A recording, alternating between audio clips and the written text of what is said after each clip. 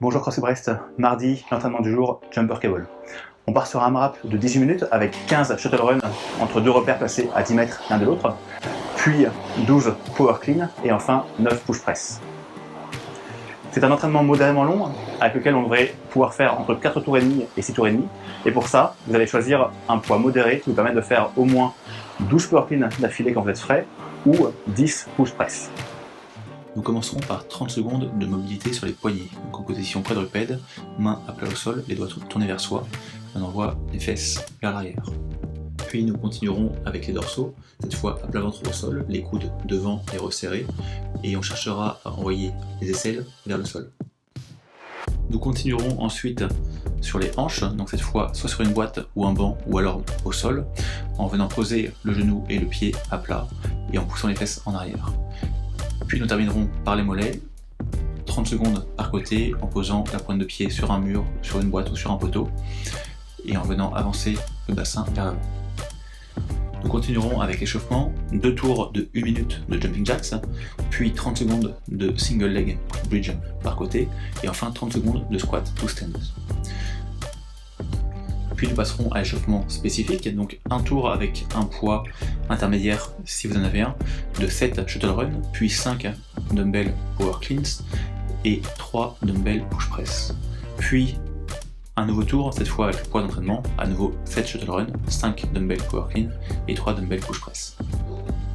Concernant les modifications, vous allez pouvoir remplacer les power clean au dumbbell par des power clean à la barre ou alors des power clean au kettlebell. Pour les dumbbell push press, vous pouvez passer sur des push press à nouveau au kettlebell ou à la barre, ou alors sur des box jump overs avec une hauteur un peu supérieure à ce que vous avez l'habitude d'utiliser.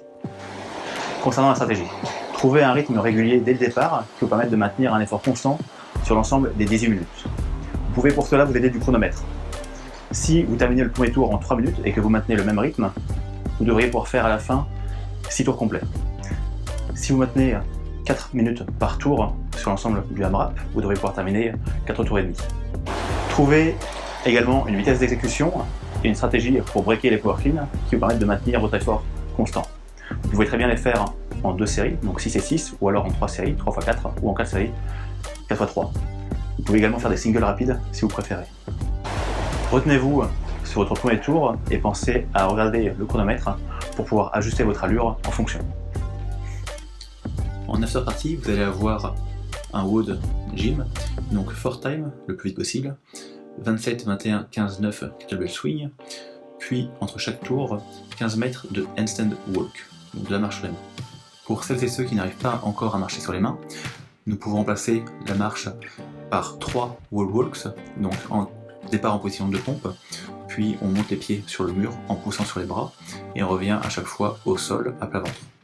Ou alors 10 mètres de lateral handstand walk, cette fois on est dos au mur et on avance de manière latérale en s'équilibrant avec les jambes. Voilà qui conclut la séance du jour. Portez-vous bien, prenez soin des autres, restez en forme et à bientôt.